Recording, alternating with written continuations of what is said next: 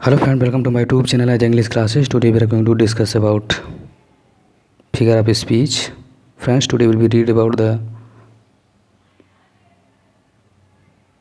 apostrophe.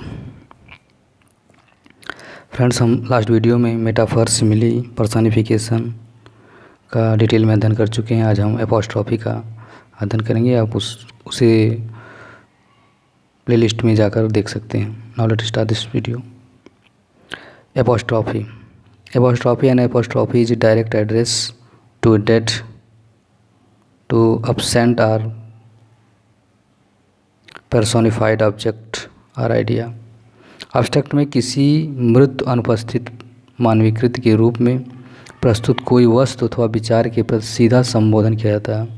कोई अनुपस्थित या व्यक्ति हो या मृत हो या उसे मानवीकृत के रूप में हम ऐसे प्रेजेंट करते हैं जैसे उसमें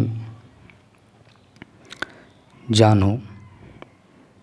जैसे मैंने आइडेंटिफाई द एपोस्ट्रॉफी, इस अलंकार की मुख्य पहचान यह है कि इसमें किसी नाउन के तुरंत बाद संबोधन का चिन्ह, मार्क ऑफ एक्सक्लामेशन का या अल्प विराम कामा लगा रहता है, तब हम उससे पहचान जाएंगे कि एपोस्ट्रॉफी यूज की गई है इसमें।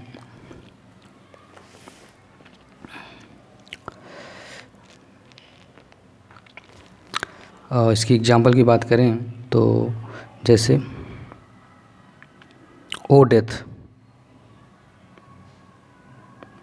ओ डेथ एक्सक्लेमेशन का चिन्ह आ गया तो एपोस्ट्रॉफी होगा। O death where is the sting. O Julius Caesar, O Julius Caesar. Julius Caesar तो इस समय है नहीं, लेकिन इसके संबोधन किया जा रहा है तो इसमें एक्सक्लेमेशन का चिन्ह भी है, तो ये एपोस्ट्रॉफी हो जाएगा। Thou are might you at O grave, कब्र तो है नहीं, तो यहाँ ये कब्र का मान कर रहे हैं, तो यहाँ एपोस्ट्रॉफी का चिन्ह है। Where is thy victory, hear O heaven my sorrowful late of misery, life I know had what thou art, but know that thou and I must part. Apostrophe is a special from personification. Personification और apostrophe में मुख्य भेद यह है, personification और apostrophe में मुख्य भेद यह है कि एपोस्ट्रॉफी में हम मृत अनुपस्थित विचारों को संबोधित करते हैं, जबकि पर्सनिफिकेशन में हम निर्जीव वस्तुओं विचारों को सजीव मान लेते हैं।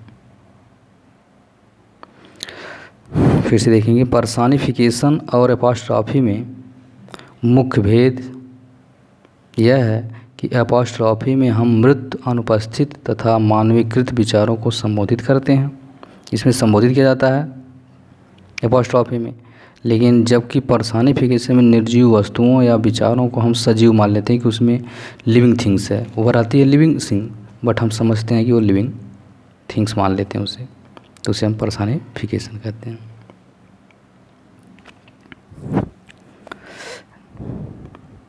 नेक्स्ट है ऑक्सीमोरम।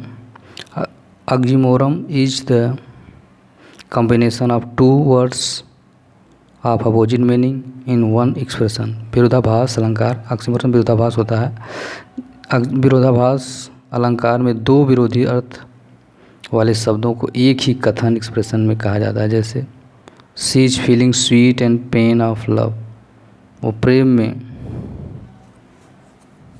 मधुरता महसूस करता है, दर्द और महसूस करता है दोनों। This is open secret, open मतलब खुला, सीक्रेट में रहस्य, जब खुला ही रहस्य है तो सीक्रेट का रह जाएगा। Love is bitter sweet, love bitter sweet, प्रेम एक कड़वा सत्य है। Having nothing the hath all, he is the wisest fool in the group, वह ग्रुप में सबसे वाइजेस्ट फूल है, मतलब बुद्धिमान मूर्ख है। He is an innocent criminal, वह क्रिमिनल तो है लेकिन इनोसेंट है। यही विरोधाभास है। ये सब ऑक्सीमोरन के एग्जाम्पल हैं। अब हम नेक्स्ट फिगर ऑफ स्पीच की बात करेंगे। नेक्स्ट है फिगर ऑफ स्पीच हाइपरबल।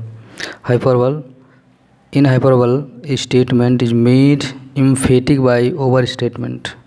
अतिशयोक्त अलंकार में किसी कथन को बढ़ा चढ़ाकर या घटाकर बताया जाता है। जैसे एग्जाम्पल समझेंगे, she wept an ocean of flower. वो ऐसा रोआ जैसे समुद्र भर देगा। River of flood flowed in the bottle field. 10,000 saw at a glance। वो एक बार एक नज़र में, एक ही सरसरी नज़र में 1,000 10,000 10,000 ग्लांस को देखा। Belinda smile and all the world गे।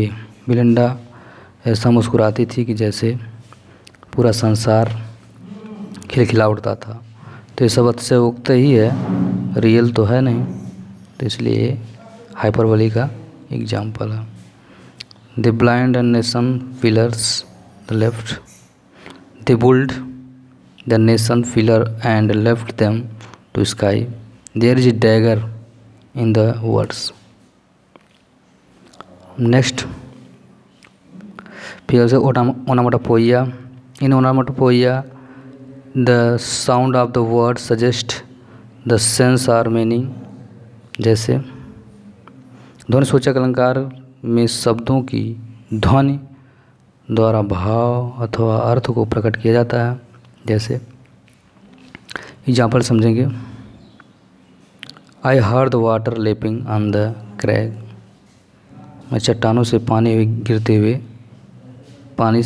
चट्टानों से गिरते हुए पानी की आवाज़ को सुनना। The Bible on the fables. Can you hear the buzzing of B.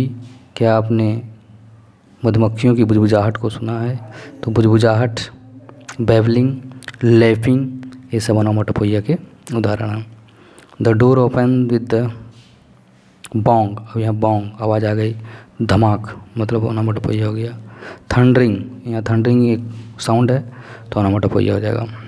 Bubbling, जैसे some sound, bubbling, craze, pop, morning, murmuring, hears, hissing, सांप की आवाज़ होती है, हिसिंग, ये सब ओनोमाटोपोइया के एग्जाम्पल हैं। Friends, I hope you enjoy this video. Friends, if you are watching my video first time, please subscribe my channel and don't forget the thumb up, like and share them friends. अब next lecture में हम next figure of speech के साथ मिलेंगे। Thank for watching this video. Thank you so much.